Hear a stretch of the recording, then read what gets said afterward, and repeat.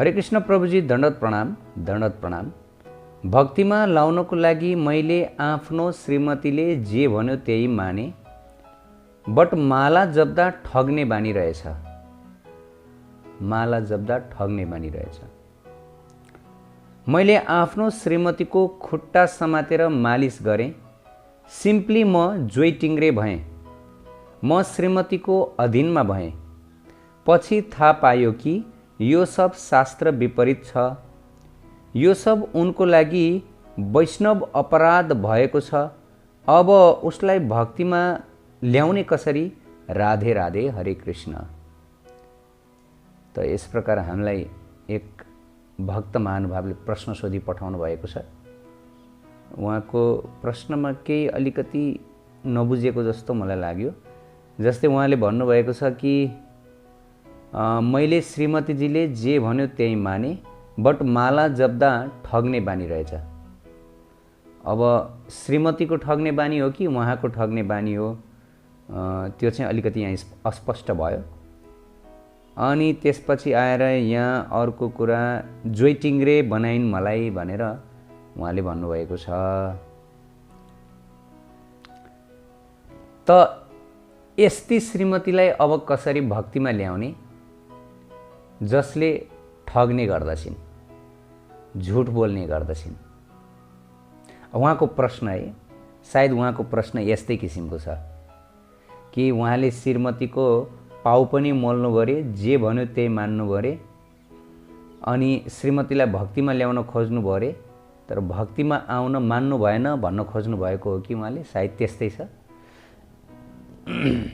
अब जो पत्नी भक्तिमा आउन मान्नुहुन्न, पतिलाई जोइ टिङ्ग्रे बनाउनुहुन्छ, आफ्नो पाउ मोल्न दिनुहुन्छ, आफ्नो नोकर जस्तै गर्नुहुन्छ, पतिलाई दबाउनुहुन्छ, पतिसँग मुखमुखे लाग्नुहुन्छ, पतिको बेइज्जत गर्नुहुन्छ, पतिलाई रुष्ट गराउने काम गर्नुहुन्छ, पतिको आदेश पालना गर्नुहुन्न, पतिको आज्ञाकारी बन्नुहुन्न भनेदेखि अब यस्ती पत्नीलाई के हुन्छ त? शास्त्रमा के बताइएको छ? त प्रिय भक्त भागवत, हाम्रो शास्त्रमा जहीँ बताइएको छ, भर्ता नाथो गतिर भर्ता दैवतम गुरुरेव छ। स्त्रीका लागि पति नै स्वामी, पति नै गति, पति नै देवता, पति नै गुरु। वास्तवमा पत्नीका लागि सर्वथोक पति नै। त अब कहिलेकाहीँ क्याजुअलिटीमा पति पत्नीको सम्बन्ध भनेको प्राइभेट पनि हुन्छ, पब्लिक पनि हुन्छ, दुवै हुन्छ। खालि प्राइभेट मात्र पनि हुँदैन, पब्लिक पनि हुँदैन। कतिपय कुरा प्राइभेट हुन्छ, कतिपय कुरा पब्लिक हुन्छ। प्राइभेट कुरा प्राइभेट, पब्लिक कुरो पब्लिक। अनि अब आफू प्राइभेटली रहँदाखेरि पतिले पत्नीको पाउ मोल्नु, यसमा कुनै दोष हुँदैन। किन भन्दाखेरि अब क्याजुअलिटी, अब एक घनिष्ठ सम्बन्ध हो नि त पति पत्नीको सम्बन्ध भने। घनिष्ठताको कारणले गर्दा र स्नेह ममताको कारणले गर्दाखेरि पतिले पत्नीको चरण समात्नु, पत्नीले पतिको पाउ मोल्नु, यसमा कुनै दोष हुँदैन, यदि त्यो एक अर्काको सम्बन्ध वृद्धिका लागि हुन्छ भने। तर यदि साँच्चै जोइ टिङ्ग्रे बनाउनको लागि, आफ्नो अधीनमा लिनको लागि, शासन गर्नको लागि पतिमाथि यस्तो किसिमको व्यवहार हुन्छ भने निश्चित रूपले त्यसलाई चाहिँ शास्त्र विरुद्ध भनिएको छ। किन? अब त्यसमा चर्चा गरौँ। किन भन्दा भर्ता नाथो गतिर भर्ता दैवतम गुरुरेव छ, अहिले भर्खरै हामीहरूले सुन्यौँ। त्यसै गरी स्कन्द पुराणमा पनि बताइएको छ, भर्ता देवो गुरुर भर्ता धर्म तीर्थ बतानी छ, तस्मात् सर्वम परित्याज्य पतिम एकम समर्चयेत्। स्त्रीका लागि पति नै देवता, पति नै गुरु, पति नै धर्म, पति नै तीर्थ, पति नै व्रत। त्यसकारण सबै कुरा त्यागेर पनि एक मात्र पतिको राम्रोसँग सेवा पूजा गर्नु भनेर यस प्रकार स्कन्द पुराण, काशीखण्ड तथा ब्रह्म पुराणमा एकैसाथ उल्लेख भएको छ। शास्त्रमा बताइएको छ शिष्यले गुरुको सेवा गर्नुपर्छ, गुरुले कदापि शिष्यको सेवा गर्नुहुन्न। यदि गुरुले शिष्यको सेवा गर्नुहुन्छ भनेदेखि शिष्य नरक जान्छ। शिष्यको सम्पूर्ण उन्नति प्रगति ठप्प हुन्छ र ऊ यथार्थमा शिष्य पनि मानिँदैन। यहाँ शास्त्रमा बताइयो भर्ता नाथो गतिर्भर्ता दैवतम गुरुरेव च। पति पत्नीको गुरु। हाम्रो शास्त्रीय विधान के छ भन्दाखेरि गुरुले कहिले पनि शिष्यको पाउ छुनुहुन्न। निश्चित रूपले कहिलेकाहीँ शिक्षा दिनको लागि बाबु यसरी पाउ छुनुपर्छ है, आफूभन्दा मान्यजनको, आफूभन्दा ठुलाबडाको, साधु सन्तको भनेर गुरुले यदि शिक्षा दिन चाहनु हुँदाखेरि ठिक छ शिक्षाको क्रममा। तर यथार्थमा कहिले पनि गुरुले शिष्यको चरण छुनुहुन्न र शिष्यले पनि गुरुलाई आफ्नो पाउ दिनुहुन्न। यदि शिष्यले आफ्नो गुरुलाई सेवामा लगायो भनेदेखि त्यो शिष्य निश्चित रूपले नरकगामी बन्दछ भनेर बताइएको छ। र पति पत्नी बीचको सम्बन्ध पनि गुरु शिष्यको जस्तै सम्बन्ध छ बताइएको छ। पति पत्नी बीचको सम्बन्ध गुरु शिष्यको जस्तै सम्बन्ध हो। अनि त्यसै गरी आएर पिता पुत्रको सम्बन्ध पनि गुरु शिष्यको जस्तै सम्बन्ध हो। गुरु शिष्यको सम्बन्ध त गुरु शिष्य नै भइहाल्यो। अब यी तीनजनामा एउटै नियम लागू हुन्छ, शास्त्रमा बताइएको छ। पति पत्नीका गुरु, पिता पुत्रका गुरु, गुरु शिष्यका गुरु। अब गुरु भनिसकेपछि अब गुरुको नातो पनि लाग्दछ। हेर्नुहोस् अहिले यो प्रसङ्ग पति र पत्नी बीच छ, त्यही भएर हामी पति र पत्नी बीचमै फोकस हौँ। पति र पत्नी बीच गुरु शिष्यको सम्बन्ध लागिसक्यो शास्त्रमा, जहीँ तहीँ बताइएको छ। गुरुर अग्नि द्विजातीनां वर्णानां ब्राह्मणो गुरु पतिरेव गुरु स्त्रीणां सर्वभ्यागतो गुरु सर्वस्याभ्यागतो गुरु। यो वैदिक उपदेश हो कि ब्राह्मणका लागि अग्नि गुरु, वर्णमा ब्राह्मण गुरु, स्त्रीहरूका लागि पति गुरु र अभ्यागत भनेको आफन्तहरू सबैका गुरु। भन्न खोजेको अतिथिहरू सबैका गुरु, आफन्त होइन अतिथि। त गुरुको सम्बन्ध लागिसक्यो। यहाँ शास्त्रमा पति पत्नीको सम्बन्ध भने गुरु शिष्यको सम्बन्ध हो। त अब कहिले पनि शिष्यले आफ्नो गुरुलाई नोकर बनाउनुहुन्न, सेवक बनाउनुहुन्न, आफ्नो खुट्टा दिनुहुन्न। यतिसम्म बताइएको छ कि आफ्नो पाउ गुरुतिर फर्काउन पनि हुन्न, त्यसबाट गुरु अपराध लाग्दछ। गुरुलाई आफ्नो जुठो पनि खुवाउनुहुन्न, त्यसबाट गुरु अपराध लाग्दछ। तर मैले अघि नै भने पति पत्नी बीचको सम्बन्ध गुरु र शिष्यको पनि हुन्छ र साथसाथै स्नेही मित्रहरू बीचको सम्बन्ध जस्तो पनि हुन्छ। त्यस कारणले गर्दा कतिपय कुरा प्राइभेट, कतिपय कुरा पब्लिक। तर पब्लिकली यी कुरा हुँदैन। पत्नीले कहिले पनि आफ्नो पतिलाई जोइटिङ्ग्रे बनाउनुहुन्न।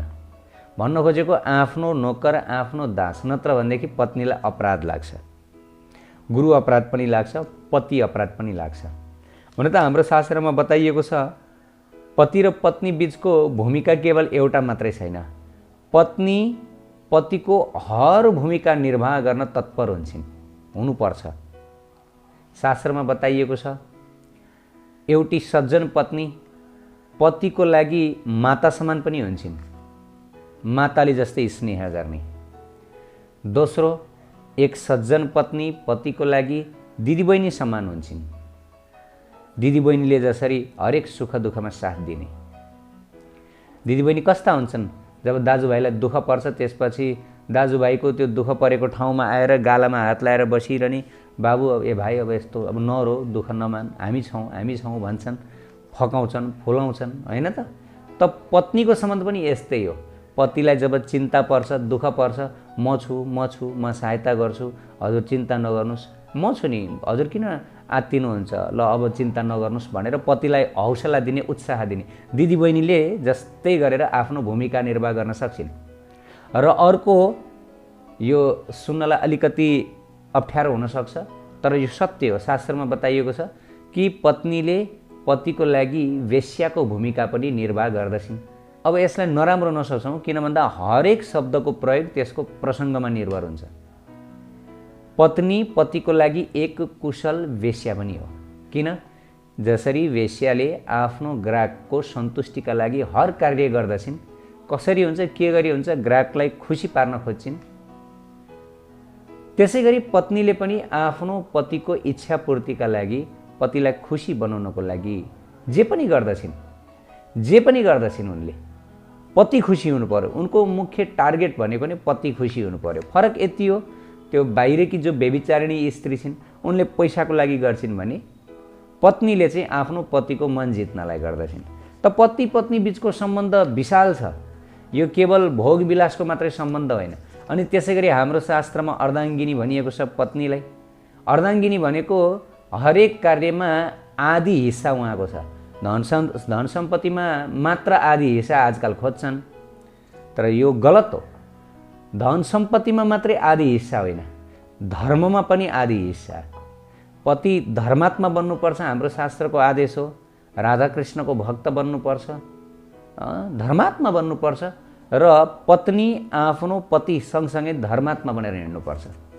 यो होइन कि पति धर्मात्मा बन्ने, नाम जप गर्ने, राधाकृष्णको भक्ति गर्ने, प्रसाद भगवानलाई भोग लगाएर प्रसाद सेवन गर्ने, साधु हुने, अनि पत्नी चाहिँ असाधु हुने, कामुक बन्ने, अधर्मी बन्ने, जे मन लाग्यो त्यो गर्दै हिँड्ने, त्यो हुँदैन। त्यो गर्यो भनेदेखि पतिको कुल पनि नरक जान्छ, पति पनि त्यसले पतिलाई पनि ठुलो आघात पुर्याउँदछ र साथसाथै आफ्नो माइती कुल पनि नरक पठाउँछिन्।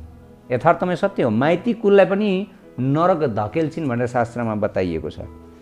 हेर्नुहोस् है, भर्ता नाथो गुरुर्भर्ता देवता दैवतः सह भर्ता तीर्थम च पुण्य च नारीणाम नृपनन्दन।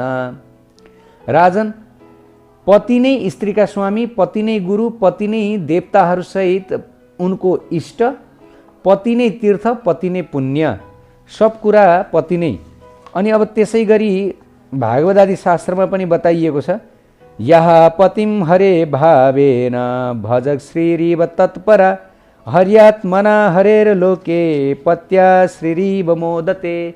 एकदमै ध्यानपूर्वक सुन्नु होला, पत्नीले कसरी आफ्नो पतिको सेवा गर्नुपर्छ अरे। वास्तवमा पत्नीले पतिको एकदम सेवा गर्नुपर्छ, हरदम तत्पर हुनुपर्छ। शास्त्रमा बताइयो, जसले लक्ष्मीजीका समान पतिपरायण भएर आफ्ना पतिलाई साक्षात भगवान हरि सम्झेर पतिको सेवा गर्दछिन्। ल हेर्नुहोस् है, शास्त्रमा यहाँ बताइयो के भनियो, या पतिम हरिभावेन भजे श्रीरिव तत्परा। हरिभावेन भनेको आफ्नो पतिलाई हरि नै मान्नु, श्रीकृष्ण मान्नु। यो अहिले वर्तमान समयमा कन्ट्राडिक्टरी हुन सक्छ, तर शास्त्रको वचन कहिले पनि गलत हुँदैन। जसरी आकाशको सूर्य सधैँभरि आकाशकै सूर्य, हिजो पनि सत्ययुगमा पनि द्वापर त्रेता कलिमा सधैँभरि आकाशको सूर्य, त्यसै गरी सत्य सधैँ सत्य। माथि फालेको सधैँ तल खस्छ, हिजो पनि आज पनि भोलि पनि। यो होइन कि आज कलियुग छ माथि फालेको मास्तिरै जान्छ, होइन। त्यसै गरी पत्नीको लागि पति भगवान, यो हिजो पनि सत्य छ, आज पनि सत्य छ, भोलि पनि सत्य हुनेछ र सधैँभरि सत्य रहिरहनेछ। या पतिम हरिभावेन भजे श्रीरिव तत्परा। पतिको भजन गर्नको लागि सद्भर तत्पर रहनु। हरिभावेन भनेको पतिलाई हरि मान्नु, श्रीकृष्ण मान्नु। मेरो श्रीकृष्ण उहाँ नै हो, मेरो हरि उहाँ हो। अनि अगाडि बताइयो, यस्ती पत्नीका पतिदेव वैकुण्ठ लोकमा भगवत स्वरूप प्राप्त गर्दछन् र यी पत्नी लक्ष्मीजी समान पद प्राप्त गरी आफ्नो पतिका साथ भगवानको धाममा आनन्दले विराजमान हुन्छन्। ल हेर्नुहोस् है, साक्षात लक्ष्मी स्वरूपिणी भएर आफ्नो पतिका साथ भगवानको धाम वैकुण्ठ धाममा वास गर्दछिन् अरे। ल हेर्नुहोस् त, हाम्रो शास्त्रमा स्पष्ट बताइएको छ, केवल पतिको सेवा गरेर। हेर्नुहोस्, पत्नीहरूको लागि त्यति धेरै धर्माचरण गर्नु पनि भनेर आदेश दिएको छैन। तपस्या गर्नु, त्याग गर्नु, धेरै धेरै कठोर कठोर नियम व्रत पालना गर्नु भनेर यस प्रकार शास्त्रमा भनिएको छैन। हाम्रो शास्त्रमा पत्नीहरूको लागि यतिवटा आदेश दिएको छ कि तपाईहरू पतिपरायण बन्नुहोस्, पतिलाई हरदम प्रसन्न पार्नुहोस्, पतिलाई कहिले पनि निराश नबनाउनुहोस्, पतिको सेवा गर्नुहोस्, पतिलाई खुसी राख्नुहोस्, पतिव्रता बन्नुहोस्। पतिबाहेक अरू कुनै पनि परपुरुषलाई सपनामा पनि चिन्तन नगर्नुहोस्। सबलाई मरेको लास सोच्नुहोस्, मरेको लास, सायद जस्तो सुकै व्यक्ति किन नहोस्, राजा नै किन नहोस्, मरेको लास सोच्नुहोस् निश्चित रूपले तपाईले जीवनमा धर्मै गर्नुहुन्न भने पनि तपाईँ भगवानको धाम जानुहुनेछ र आफ्नो पतिलाई पनि धाम पुर्याउनुहुन्छ। कति शक्ति छ ल हेर्नुहोस्। पहिला पहिला हाम्रा शास्त्रहरूमा कथाहरू आउँछन् कि नरक गएका आफ्ना पतिलाई पनि पतिपरायण पतिव्रता नारीहरूले फिर्ता ल्याउनु भएको। वास्तवमा पुरुषको धर्मपरायणता भन्दा स्त्रीको पतिपरायणतामा अझ ज्यादा शक्ति छ। हाम्रो वेदशास्त्रले बताइएको छ पुरुष मान्छेमा जुन धर्मपरायणता छ त्यसमा जति शक्ति हुन्छ त्योभन्दा कयौँ गुणा शक्ति नारीको पतिव्रतामा छ। नारीको पतिव्रताको शक्तिको अगाडि कसैको केही लाग्दैन। यतिसम्म बताइएको छ कि साक्षात् भगवान जगतपति श्री हरि उहाँ पनि तुलसी देवीको पतिव्रताको अगाडि नतमस्तक हुनुभयो। कसरी कि तुलसी देवीको श्राप पनि ग्रहण गर्नुभयो। यद्यपि सर्वेश्वर भगवान श्री हरिलाई कसैको श्राप लाग्दैन, तर पनि उहाँले पतिव्रतालाई सम्मान गर्नको लागि भनेर श्राप स्वीकार गर्नुभयो र शालिग्राम रूपमा प्रकट हुनुभयो। यो कथा स्कन्द पुराण, पद्म पुराण, भागवत आदि शास्त्रहरूमा भएको छ, गरिएको छ।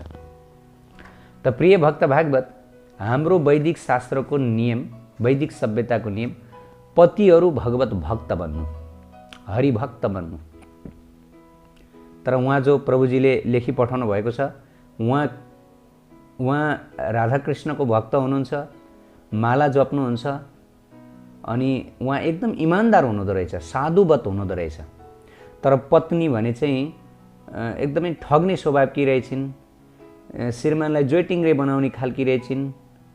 अनि त्यसै गरी आएर पतिको आदेश पालना नगर्ने टाइपकी हुनुहुँदो रहेछ भनेर यहाँ चाहिँ त्यस्तो किसिमको निश्चित रूपले अब शास्त्रीय दृष्टिले हेर्ने हो भनेदेखि यो नराम्रो हो।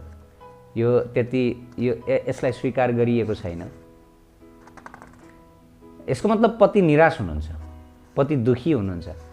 जब पति दुखी हुन्छन्, निराश हुन्छन्, त्यसपछि उनले पब्लिकमा प्रश्न गर्ने त हो नि, गुरुहरूसँग यस प्रकार प्रश्न गर्ने त हो नि, सन्तहरूसँग आफ्नो दुःख व्यक्त गर्ने त हो नि, होइन? त अब शास्त्रको वचन है, हेर्नुहोस् है। त्यसरी भागवतमा बताइयो पतिको सेवा गर्नु, पतिको अनुकूल रहनु, पतिका सम्बन्धीहरूलाई प्रसन्न पार्नु र सर्वदा पतिको नियमको रक्षा गर्नु पतिव्रता स्त्रीको धर्म हो। भागवत स्त्रीणाम च पतिदेवानां तत्सुश्रूषानुकूलता तद्बन्धु सो अनुवृत्तिक्ष नित्यम तद्व्रत धारणम। नित्यम व्रत धारण गर्नु कि मेरो पतिलाई कसरी खुसी पार्ने, कसरी प्रसन्न पार्ने। त एक गुरु शिष्यको सम्बन्ध पनि लाग्यो। गुरु शिष्यको सम्बन्ध भनिसकेपछि शिष्यले सधैँ सम्मान गर्नुपर्छ। अनि त्यसै गरी आएर आफ्नो प्राइभेट सम्बन्ध त छँदैछ, त्यसमा शास्त्रमा यो त्यो भनिएको छैन, प्राइभेट नै हो। तर जुन पब्लिक सम्बन्ध छ, भन्न खोजेको पतिलाई हर्ट गर्नु भएन। र अब पतिले पनि के गर्नु पर्यो? पतिले पनि पत्नीलाई आफ्नै अङ्ग सोचेर, आफ्नै शरीरको आधा भाग सोचेर रक्षा गर्नु पर्यो। खुवाउने, पिलाउने, पत्नीको इच्छा सकेसम्म पूर्ण गर्न खोज्ने। तर अब अहिले वर्तमान समयमा अब भौतिक इच्छा, सबै इच्छा पूर्ण गर्न सकिन्न। ल मानव सुदामा जस्ता पति हुनुहुन्छ भने कसरी पूर्ण गर्ने? तर पनि पतिव्रता स्त्रीहरू, पतिपरायण स्त्रीहरू टलरेट गरेर आफ्नो कर्मलाई स्वीकार गरेर पतिसँग सन्तुष्ट भएर बस्नुहुन्छ। यो उनको महान गुण हो। यो होइन कि अब पत्नीको इच्छा पुरा गरिदिनुपर्छ भनेर चाहिँ अब हेलिकप्टर किनेर ल्याइदिने, अब पैसा छैन अमेरिका घुमाउन लिएर जाने, त्यो अनावश्यक इच्छा पनि राख्नुहुन्न। एक त भौतिक संसारमा कुनै पनि भौतिक इच्छा राख्नुहुन्न। बस कसरी पतिलाई खुसी राख्ने, कसरी मेरो श्रीमान मसँग प्रसन्न रहनुहुन्छ, यो कुरामा फोकस गरौँ। अनावश्यक भौतिक इच्छा केही पनि नराखौँ। पतिले पनि आफ्नो पति धर्म पुरा गरौँ। पतिको पनि धर्म छ, यो होइन कि पत्नीको मात्र धर्म। पतिको धर्म के हो? पतिको धर्म भनेको पत्नीलाई एकदम प्रेम गर्नु, आफ्नो शरीरलाई जसरी हामी प्रेम गर्छौँ, रक्षा गर्छौँ, त्यसै गरी रक्षा गर्नु। पत्नीलाई एक्लै डुक्लै नछोड्नु, हरदम आफ्नो सुरक्षामा राख्नु। शास्त्रमा बताइएको छ कि स्त्रीलाई कहिले पनि एक्लै डुक्लै छोड्नुहुन्न। अहिले वर्तमान समयमा 10औं वर्ष 5औं वर्षको लागि देश विदेश छोडेर जान्छन्, अनि यता पत्नी भने असुरक्षित हुन्छन्, पत्नी दूषित बनिसकेकी हुन्छन्। त्यो उनको स्वभाव हो, त्यो उनको दोष हो। प्रकृतिले उनमा दोष दिएकी छिन् कि उनी पुरुषको संरक्षण बिना बाँच्न सक्दिनन्। पति नभए पनि कुनै न कुनै पुरुषको संरक्षण साथ उनलाई चाहिन्छ। त्यसैले त हाम्रो वेदशास्त्रमा बताइयो, सानी हुँदाखेरि पिताको संरक्षण, अनि बिहे गरेपछि पतिको संरक्षण, अनि ठुलो भएपछि छोराको संरक्षण, अर्थात् पति सन्यास भएपछि छोराको संरक्षण चाहिन्छ। हरदम 24/7 उनलाई आधिकारिक पुरुषले आफ्नो निगरानीमा राख्नुपर्छ, स्वतन्त्र छोड्नुहुन्न। नत्र भने त्यो उनको दोष, उनको गल्ती होइन, उनमा दोष छ, प्राकृतिक दोष छ। उनी जो कोहीद्वारा पनि प्रदूषित हुन सक्छन्। त प्रिय भक्त भागवत, अब त्यही हो शास्त्रको कुरा, महापुरुषहरूको कुरा। पति र पत्नी बीचको सम्बन्ध गुरु शिष्यको जस्तै सम्बन्ध हुन्छ। अनि त्यसै गरी मैले के पनि देख्ने गरेको छु भन्दाखेरि पत्नी भक्तिनी हुन्नन्, पति भक्त हुन्छन्। अनि पतिले चाहिँ आफ्नी पत्नीलाई जबरजस्ती भक्तिमा ल्याउन खोज्छन्। यो पनि कदापि गर्नुहुन्न। हेर्नुहोस्, भक्ति कहिले पनि जबरजस्ती हुँदैन। भक्ति प्राप्त गर्नको लागि भगवानको कृपा चाहिन्छ। जन्मौँ जन्मदेखिको पुण्य राशि हुनुपर्छ। यति सजिलै कोही पनि राधाकृष्णको भक्तिमा आउन सक्दैनन्। यदि यति सजिलै आउन सक्ने भएदेखि त सारा संसारका मानिसहरू आउन सक्नुहुन्थ्यो होला। सबैलाई राधाकृष्णको बारेमा यत्रो ढोल पिटिएको छ, तर पनि कोही पनि आउन चाहनुहुन्न। बहुत एकदमै, अरे गीतामै भगवानले बताउनु भने मनुष्यानां सहस्रेषु कश्चित् यतति सिद्धय यतताम अपि सिद्धानां कश्चिन् मां वेति तत्त्वतः।